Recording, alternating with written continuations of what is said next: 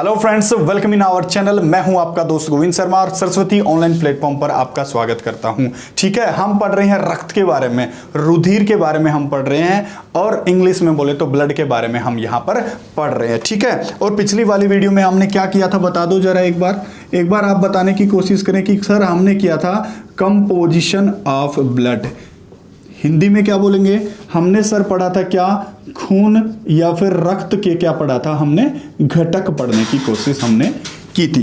अब मैंने आपको यह भी बता दिया था कि इसके घटक कौन कौन से होते हैं या खून किन किन चीजों से मिलकर बनता है। ये बातें मैंने आपके साथ रख ली थी। ठीक है, तो किस किस चीजों से बनता है? एक तो सेल से बनता है कि विभिन्न विभिन्न प्रकार की सेल पाई जाती है, यानी कि कोशिका पाई जाती है। किसमें? ब्लड में। दूसरी चीज मैंने आपको बताने की कोशिश की थी कि ब्लड में क्या पाया जाता है, बता दो एक बार। प्लाज्मा पाया जाता है। प्लाज्मा, ऐसे हिंदी में प्लाज्मा लिख देंगे। ठीक है, ये चीजें मैंने आपको बताया था कि एक जो सेल होती है ये सॉलिड पार्ट होती है। किसी भी सॉलिड का मतलब क्या है? ठोस पार्ट होती हैं। और ये जो प्लाज्मा होता है ये लिक्विड यानी कि तरल पार्ट होता है। किसका? अपने खून का तरल पार्ट होता है। अपने खून के तरल पार्ट को क्या बोलेंगे? प्लाज्मा बोलेंगे। और अपने सॉलिड वाले पार्ट को क्या बोलेंगे? कोशिका बोलेंगे। कि सर मैंने ये भी बता दिया था कि जो प्लाज्मा होता है वो 55% होता है और ये जो अपना ठोस पार्ट होता है ये 45% होता है। इतनी बात मैंने आपके समक्ष रख दी थी। ठीक है, अब आगे क्या? आगे हम पढ़ेंगे इस वीडियो में कि ये सेल कौन कौन सी होती हैं, इनके काम क्या हैं, इनसे जितने भी क्वेश्चन यहां पर बन रहे हैं उसको हम करने की एक बार कोशिश यहां पर करेंगे। तो इसको एक बार रफ कर लेते हैं। हेडिंग आप डाल लो, एक बार कॉपी और पेन लेके बैठा करो। जब भी आप पढ़ने बैठो इस चैनल से तो कॉपी और पेन लेके आप बैठ जाएं और एक एक चीजें नोट करें। बिल्कुल ये जो वीडियो रहेगी ये सीईटी के लिए इंपॉर्टेंट है, सीएचएसएल के लिए इंपॉर्टेंट है, सीजीएल के लिए इंपॉर्टेंट है, या ऐसे कौन से भी एग्जाम्स हैं जिनमें साइंस पूछी जाती है उनके लिए ये क्लास क्या है? महत्वपूर्ण रहने वाली है। ठीक है, तो हम चल रहे हैं कहां पर? हम पढ़ेंगे सेल के बारे में कि ब्लड के अंदर, रुधिर के अंदर कौन कौन सी क्या है? सेल होती हैं, यानी कि कोशिकाएं होती हैं। कौन कौन सी कोशिकाएं होती हैं? तो आपको पता है कि कौन कौन सी कोशिकाएं होंगी। पहली कोशिका कौन सी होगी? लाल रक्त कोशिका। कौन सी कोशिका बोला सर ने? बता दो एक बार जरा। अपने होठों को हिलाना सीख जाओ भाई, कि जब भी सर बोलें तो अपने होठों को रिपीटिशन में लेके आओ। कि सर ने बोला पहली वाली सेल कौन सी है? लाल रक्त कोशिकाएं। हिंदी इंग्लिश में क्या बोलेंगे? Red blood cell. और इनका शॉर्ट फॉर्म में क्या लिखते हैं? इनको आरबीसी लिखते हैं। ठीक है, दूसरे वाली क्या होती हैं सर? बता दो। होती हैं श्वेत रक्त कोशिकाएं। इतनी भी बात हो गई। इनको क्या बोलते हैं? White blood cell. और शॉर्ट फॉर्म में इनको ही बोला जाता है क्या? WBC इन्हें बोला जाता है। ठीक है, और आगे क्या? आगे होती हैं अपनी प्लेटलेट्स। Platelets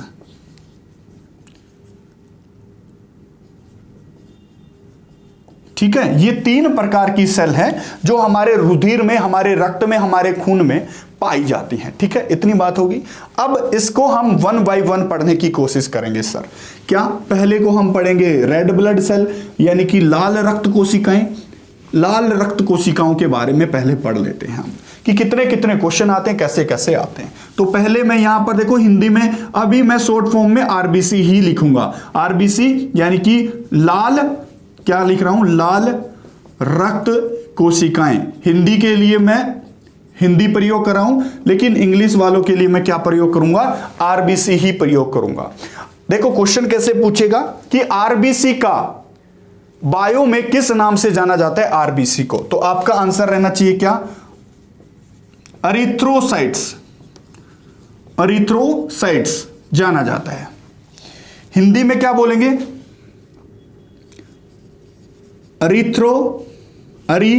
erythrocytes. यहां पर आ जाओ एक बार। एरिथ्रोसाइट्स किसका नाम है? आरबीसी का। किसका? लाल रक्त कोशिकाओं का नाम होता है। देखो एरिथ्रो का मीनिंग होता है रेड यानी कि लाल, और जब भी आपको ये मिलेगा, साइट शब्द मिलेगा, तो उसका मतलब होता है सेल्स यानी कि कोशिका। यानी कि ब्लड की ऐसी कोशिका जो लाल होती हैं उनको क्या बोला जाता है? लाल रक्त कोशिकाएं बोला जाता है, और इनका नाम क्या होता है? एरिथ्रोसाइट्स इनका नाम होता है। इतनी बात हो जाएगी। आगे क्वेश्चन पूछेगा कि इनका निर्माण, लाल रक्त कोशिकाओं का निर्माण है वो हमारे शरीर में कहां पर होता है? तो आपका आंसर रहना चाहिए कि सर अस्थि मज्जा में होता है। किसमें? अस्थि मज्जा यानी कि बोन मैरो में होता है। अस्थि मज्जा क्या होती है सर, एक बार बता दो। कि जो भी हमारे शरीर में बड़ी बड़ी हड्डियां होती है, देखो फॉर एग्जांपल ये मैंने हड्डी छाप ली यहां पर है, ये हमारी एक बड़ी सी हड्डी है, और इस हड्डी के बीच में एक खाली जगह पाई जाती है, वहां पर कुछ फ्लूइड भरा होता है, और उसी फ्लूइड को या उस खाली जगह को क्या बोल देते हैं? अस्थि मज्जा बोल दिया जाता है। ठीक है, इतनी बात भी क्लियर हुई कि सर आरबीसी लाल रक्त कोशिकाओं का निर्माण कहां पर हो रहा है? बोन मैरो में ये निर्माण हो रहा है। ठीक है, आगे क्वेश्चन क्या आएगा? आगे क्वेश्चन आएगा जीवन काल से। किससे आएगा? कि लाल रक्त कोशिकाओं का जो जीवन है वो कितने दिन का होता है? तो आपका आंसर रहना चाहिए कि सर 120 दिन का। कितना? 120 दिन का इनका जीवन काल होता है। किनका जीवन काल होता है भाई? आरबीसी का, लाल रक्त कोशिकाओं का जीवन दान कितना होता है? तो जीवन दान बोल रहा हूं, जीवन काल कितना होता है? तो जीवन काल कितना होता है भाई इनका जीवन काल होता है 120 दिन का होता है सर। अब बता दो, हम आरबीसी पढ़ रहे हैं, लाल रक्त कोशिका अगर हम पढ़ रहे हैं तो इन आरबीसी की क्या संख्या, मैं बोल रहा हूं कि कितनी संख्या होती है एक सामान्य मनुष्य में? तो आप दो हेडिंग लिखेंगे कि क्या पुरुषों में ये होती हैं 5.5 मिलियंस। कितनी? 5.5 मिलियंस कितनी? 100 ml पर। ठीक है, और अगर पूछे स्त्रियों में, लेडीज में कितनी होती है? स्त्रियों में होती है 4.5 मिलियन कितने पे? 100 ml पे। अब ये 100 ml कितना, क्या बोल रहे हो सर आप? कि अगर एक 100 ml की बोतल बना दूं और उसको पूरी किससे भर दूं? खून से भर दूं, तो इतने वाले में, इस 100 ml में कितनी संख्या मिलेगी? 4.5 मिलेगी किसमें? स्त्रियों के खून में, और 5.5 मिलेगी किसके? पुरुषों के खून में मिलेगी।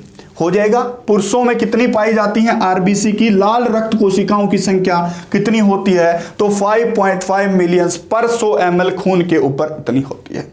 ठीक है, समझ जाओगे इतनी बात भी आप समझोगे। आगे क्या बोलेगा देखो, कई बार ये पूछेगा आपसे, आकार के आधार पे लगा दो तीनों सेलों को, कि तीनों सेलों में आकार के हिसाब से आपको लिखना है कि जो आरबीसी होती है आकार के हिसाब से, लाल रक्त कोशिका जो होती है वो आकार के हिसाब से क्या होती है? कि सर सबसे छोटी होती है तीनों सेलों में से। सबसे क्या होती है? छोटी होती है। सर सबसे छोटी होती है तो सबसे बड़ी कौन सी होती है? सबसे बड़ी कौन सी होती है? तो ये वाला चार्ट आप याद रखेंगे कि सबसे बड़ी कौन सी होती है? WBC, व्हाइट ब्लड सेल, श्वेत रक्त कोशिका सबसे बड़ी होती है। उनसे छोटी कौन सी होती है? प्लेटलेट्स उससे छोटी होती है। और सबसे छोटी कौन सी होती है? लाल रक्त कोशिकाएं सबसे छोटी होती हैं। ये मैंने यहां पर लगा दिया क्या? साइज के आधार पर। किसके आधार पर इनको मैंने यहां पर लगा दिया? कि आकार के हिसाब से सबसे बड़ी, उससे छोटी, और सबसे छोटी होती है लाल रक्त कोशिकाएं सबसे छोटी होती है। देखो बार बार यहां पर मैं आरबीसी लिख रहा हूं तो थोड़ा सा माफ करना कि लाल रक्त कोशिकाएं मैं मुंह से बोल दूंगा। ठीक है, इतनी बात होगी। आप कॉपी पेन लेके बैठ जाएं। ठीक है, आगे आप देखो, ये जो लाल रक्त कोशिकाएं हैं ये संख्या में आ जाए तो संख्या में सबसे ज्यादा होती हैं, तीनों सेलों में सबसे ज्यादा संख्या में ये होती हैं। हो जाएंगे इतने क्वेश्चन? हो जाएंगे। एक बार स्क्रीनशॉट आप ले सकते हैं। आगे क्या होगा? आरबीसी से क्वेश्चन आगे क्या आ सकता है? आगे क्वेश्चन आता है कि सर आरबीसी का काम क्या होता है हमारे शरीर में? आरबीसी का काम क्या होता है? लाल रक्त कोशिकाओं का काम क्या होता है हमारे शरीर में? बता दो सर एक बार। कि सर बोले कि जो आरबीसी होती हैं, जो लाल रक्त कोशिका जो भाई होती है, उसका काम लिख लो पहले। उसका काम होता है खून के द्वारा जो ऑक्सीजन का संचार होता है, खून के द्वारा जो ऑक्सीजन का संचार होता है वो कौन करती है, उसके लिए कौन उत्तरदायी होती है, ये लाल रक्त कोशिकाएं ही उसके लिए उत्तरदायी होती हैं। तो क्वेश्चन आएगा रक्त में, देखो रक्त में क्या होती है, मैंने बताया 3 सेल होती हैं, उन्हीं में से एक सेल क्या है, लाल रक्त सेल है, लाल रक्त कोशिका है। ठीक है, 3 कोशिकाएं होती हैं खून में, उनमें से भी क्या है, एक सेल कौन सी है या एक कोशिका कौन सी है, लाल रक्त कोशिका है, जिसको आप शॉर्ट फॉर्म में आरबीसी बोल रहे हैं। ठीक है, और इसी आरबीसी के ऊपर क्या पाया जाता है, हीमोग्लोबिन पाया जाता है। क्या पाया जाता है, लिख लो, हीमोग्लोबिन, हिंदी में ऐसे लिखेगा हीमोग्लोबिन। और ये हीमोग्लोबिन ही क्या करता है, ये हीमोग्लोबिन ही ऑक्सीजन को क्या करता है, ऑक्सीजन को एब्जॉर्ब कर लेता है, और एब्जॉर्ब करके ये ऑक्सीजन हर एक अंग के पास पहुंच जाती है। और हर एक अंग के पास जब ये पहुंच जाती है तो अंग में जो सेल होती हैं उनमें क्या होती है, उनमें क्या होते हैं बता दो सर, कि ग्लूकोज के साथ ऊर्जा का निर्माण होता है। और ऊर्जा का निर्माण कैसे होता है कि ग्लूकोज तो C6H12O6 होता ही है सभी सेल के पास, उसमें ऑक्सीजन और हीमोग्लोबिन लेके जाता है और उसमें ये वाली रिएक्शन हो जाती है सर। ठीक है, यहां पर बैलेंस नहीं करके दिखा रहा हूं, ये एटीपी बन जाता है। और एटीपी ही क्या है, एडिनोसाइन ट्राइफॉस्फेट, हिंदी में इसके लिए यही शब्द आप याद रखेंगे, क्योंकि जो इंग्लिश की शॉर्ट फॉर्म है वो आपसे इंग्लिश में ही वहां से पूछेगा, एडिनोसाइन ट्राइफॉस्फेट, फास्फेट, PHATE और लिखेंगे। ठीक है, तो आरबीसी क्या करती है, खून के द्वारा जो ऑक्सीजन का संचार किया जाता है अलग अलग बॉडी ऑर्गन के पास, उसको ले जाने का काम कौन करती है खून में, ये ही करती है अपनी लाल रक्त कोशिकाएं। इतनी बात हो जाएगी। अब आगे क्वेश्चन क्या पूछेगा ये सुन लो एक बार, आगे क्वेश्चन क्या पूछेगा सुन लो एक बार। पहला क्वेश्चन सुन लो यहां पर कि क्वेश्चन क्या पूछेगा कि ऊंचाई पर जाने पर लाल रक्त कोशिका या इनकी जो संख्या होती है लाल रक्त कोशिकाओं की, वो ऊंचाई पर जाने पर बढ़ जाती है या घट जाती है या सामान्य रहती है या कुछ भी रहता है। देखो ये ऑप्शन मिलेगा। पहला क्वेश्चन आपने कर लिया, क्वेश्चन नंबर 1 कि ऊंचाई पर जाने से लाल रक्त कोशिकाओं की संख्या बढ़ती है या घटती है। दूसरा क्वेश्चन यहीं से पूछता है कि सोते समय, क्या बोलेगा, सोते समय आरबीसी लिख रहा हूं, लाल रक्त कोशिकाएं रेड ब्लड सेल की जो संख्या है वो बढ़ती है घटती है या क्या होता है। देखो दोनों के लिए ऑप्शन है, बढ़ती है पहला ऑप्शन, दूसरा ऑप्शन क्या है भाई घटती है, तीसरा ऑप्शन क्या है सामान्य रहती है। दोनों क्वेश्चंस के लिए यही ऑप्शन मिलेंगे। और चौथा क्या है, नन ऑफ द अबोव, इनमें से कोई नहीं। तो बता दो एक बार, पहले वाले क्वेश्चन के लिए क्या है, ऊंचाई पर जाने पर रक्त में लाल रक्त कोशिकाओं की संख्या क्या होती है, पहले वाले ऑप्शन के लिए क्या होती है कि सर बढ़ती है। दूसरा वाला क्वेश्चन क्या है, सोते समय आरबीसी की संख्या क्या होती है सर, घट जाती है। ये तो क्वेश्चन आप स्क्रीनशॉट ले लोगे, लेकिन हमें क्या करना है सर, हमें चाहिए इस प्रश्न की क्या चाहिए, व्याख्या चाहिए सर, कि बता दो सर कि कैसे कैसे कैसे ये चीजें होती होगी। ठीक है, अब चलते हैं इसकी तरफ कि कैसे ये चीजें होती हैं।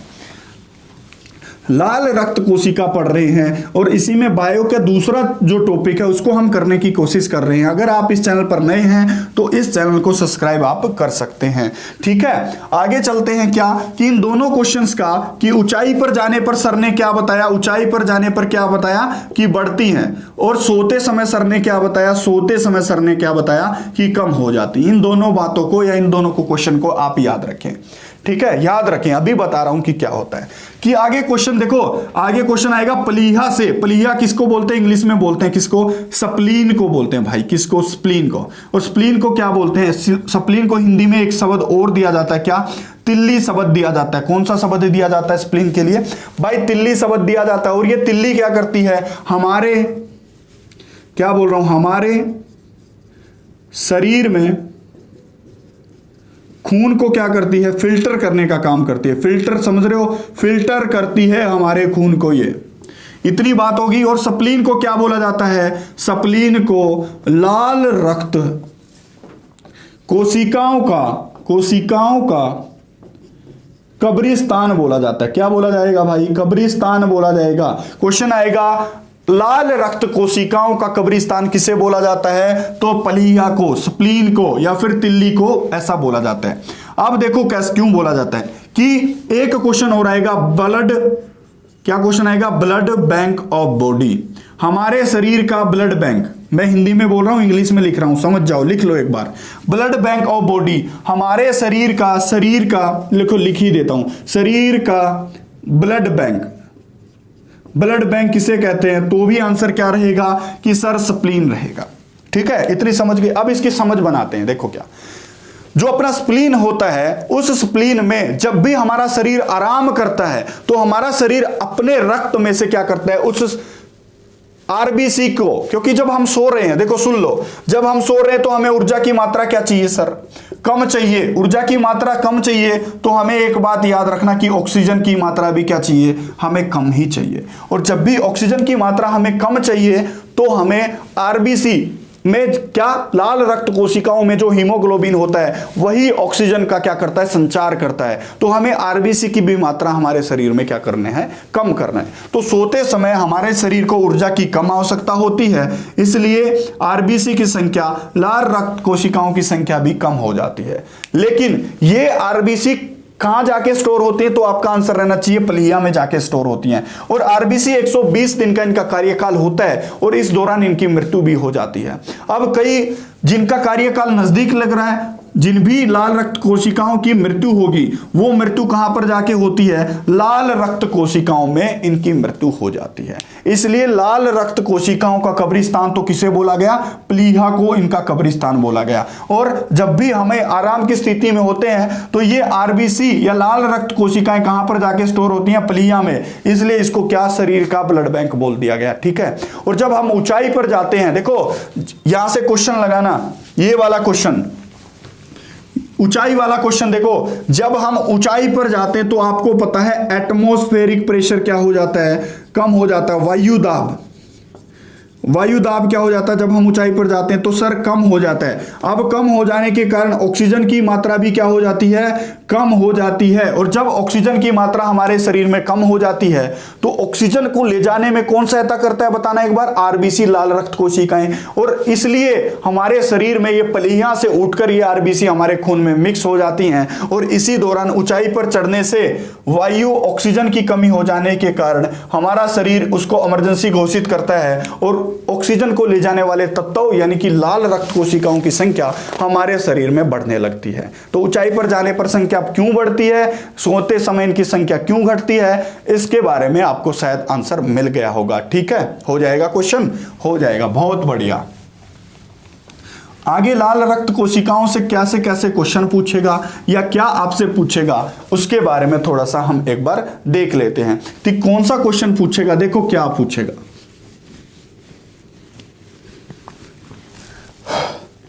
पहला, यहां से क्वेश्चन लिख रहा हूं, पहला इनकी व्याख्या करेंगे कि लाल रक्त कोशिकाओं में दिमाग नहीं होता है, दिमाग रहित होती हैं, या लाल रक्त कोशिकाएं दिमाग रहित होती हैं। ऐसा क्यों बोला गया बता दो। या इंग्लिश में इन्हें बोला जाता है क्या? ब्रेनलेस। क्या बोला जाता है भाई? ब्रेनलेस। ब्रेन मतलब दिमाग, लेस मतलब रहित। दिमाग के रहित सेल इन्हें क्यों बोला जाता है? तो क्वेश्चन आ जाए, दिमाग रहित या ब्रेनलेस कोशिकाएं किसे बोला जाता है? तो आपका आंसर रहना चाहिए कि सर आरबीसी को बोला जाता है, सर लाल रक्त कोशिकाओं को बोला जाता है सर। ठीक है, अब बोला क्यों जाता है वो सुन लो। लाल रक्त कोशिकाएं जो होती हैं, मान लेते हैं कुछ ऐसी शेप इनकी है, इनकी शेप भी लिख लो कैसी होती है। बाई कनकेव इनकी शेप होती है। बाई कनकेव मतलब उभय अवतल, उभय अवतल इनकी शेप होती है। कौन सी? उभय अवतल शेप होती है। इंग्लिश में बोले तो बाई कनकेव शेप होती है आरबीसी की। ठीक है, और ये अगर सेल हैं तो इनके अंदर क्या पाना चाहिए था? आपको मैंने बताया था कि इनके अंदर ना केंद्रक पाना चाहिए था। देखो सुन लो, पहले किसी भी सेल के जो भी कार्य होते हैं, जो भी महत्वपूर्ण कार्य होते हैं, वो कौन करता है? सेल का न्यूक्लियस करता है, या हिंदी में इसको क्या बोलेंगे? सेल का केंद्रक करता है। ठीक है, लेकिन ये सभी कार्य ये करता है, ये जो केंद्र जो बीच में होता है, इसलिए इसको इसका सेल का या कोशिका का क्या बोल दिया जाता है, ब्रेन बोल दिया जाता है।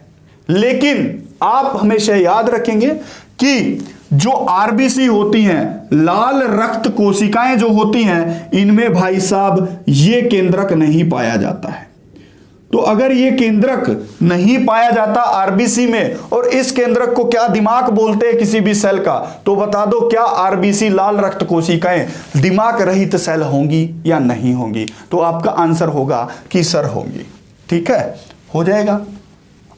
अरे हो जाएगा, बता दो एक बार, बोल लिया करो भाई, कुछ क्या बोल रहे हो बताना एक बार, कि सर ये दिमाग रहित होती हैं, ब्रेनलेस सेल इन्हें बोला जाता है। लेकिन आप हमेशा क्या लिखेंगे, अपवाद। पहले तो ये लिख लो कि स्तनधारियों, स्तन यहां पर लिखो न, स्तनधारियों के जो लाल रक्त कोशिका होती हैं, की लिखना, स्तनधारियों की लाल रक्त कोशिकाओं में केंद्रक नहीं पाया जाता है। ठीक है, लेकिन कुछ मैमल्स ऐसे हैं या कुछ स्तनधारी ऐसे हैं जिनकी आरबीसी में लाल रक्त कोशिकाओं में क्या पाया जाता है, लाल रक्त कोशिकाओं में क्या पाया जाता है, केंद्रक पाया जाता है। सर उनका नाम पूछेगा आपसे, तो आप आंसर लगा देंगे क्या, ऊंट, और दूसरा आप लगा देंगे क्या, लामा। कि ऐसे दो स्तनधारियों के नाम बता दो जिनके लाल रक्त कोशिकाओं में केंद्रक पाया जाता है, तो आपका आंसर क्या रहेगा, ऊंट या फिर लामा। ठीक है, हो जाएगा, हो जाएगा। आगे क्वेश्चन क्या पूछेगा, आगे क्वेश्चन आपसे पूछ रहा है कि क्या क्वेश्चन पूछ रहा है, हां आगे पूछेगा क्या, देखो आरबीसी लाल रक्त कोशिकाएं जो होती हैं, इनके ऊपर लाल रक्त जो कोशिकाएं मान लेते हैं कुछ ऐसी, तो इनके ऊपर कुछ ऐसे कुछ कणिकाएं देखने को मिलती हैं। क्या कुछ कणिकाएं देखने को मिलती हैं या कुछ प्रोटीन देखने को मिलते हैं? इनके ऊपर क्या देखने को मिलते हैं सर, प्रोटीन देखने को मिलते हैं। और जो प्रोटीन कहां पर पाया जाता है, लाल रक्त कोशिकाओं में पाया जाता है, उस प्रोटीन को क्या बोलते हैं, उस प्रोटीन को बोलते हैं सर क्या, उस प्रोटीन को क्या बोलते हैं बताना, उस प्रोटीन को बोलते हैं सर एंटीजन। क्या बोलेंगे, उस प्रोटीन को एंटीजन, इंग्लिश में लिखेंगे एंटीजन। पहला तो क्वेश्चन यही आएगा कि एंटीजन किस कोशिका पर पाया जाता है, रक्त की। तो आपका आंसर क्या रहना चाहिए, आपका आंसर रहना चाहिए कि लाल रक्त कोशिकाओं के ऊपर पाया जाता है।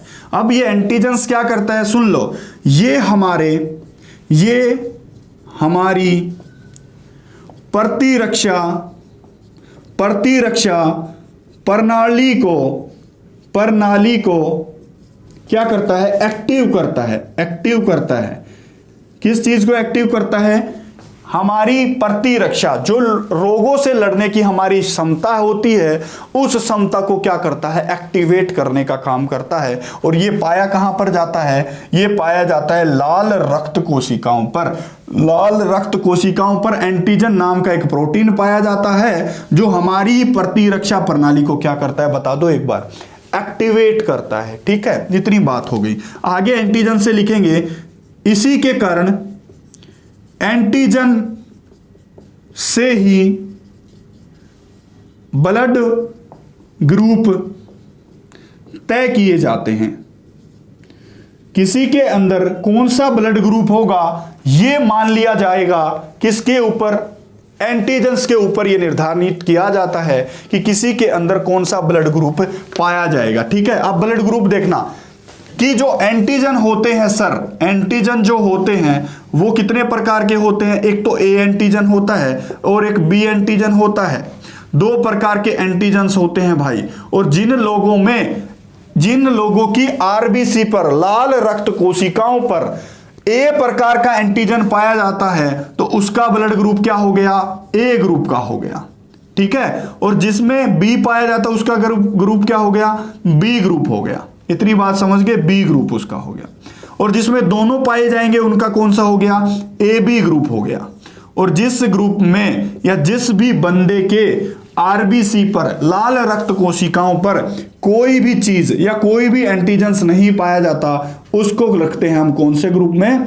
ओ ग्रुप में। तो ओ ग्रुप में कौन सा एंटीजेंस पाया जाता है? तो आपको आंसर देना कि कोई भी, क्या रखना है? कोई भी क्या नहीं पाया जाता?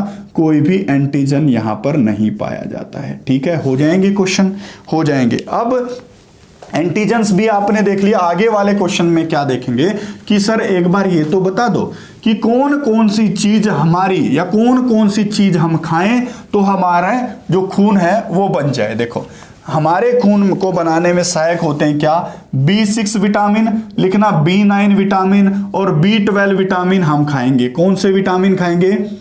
अरे कौन से विटामिन खाएंगे? ये 2 विटामिन हमें खाने हैं। ठीक है, ये 3 विटामिन हमें खाने। आगे, अब आरबीसी के निर्माण में सहायक होते हैं ये लाल रक्त कोशिकाओं के निर्माण में। लाल रक्त कोशिकाओं के निर्माण में सहायक कौन होते हैं? तो होते हैं B6 विटामिन, B9 और B12 विटामिन होते हैं सर। और अगर आरबीसी की संख्या, लाल रक्त कोशिकाओं की संख्या अगर शरीर में क्या हो जाए? बढ़ जाए, तो कौन सा रोग हो जाता है बताना एक बार? पॉलीसाइथीमिया।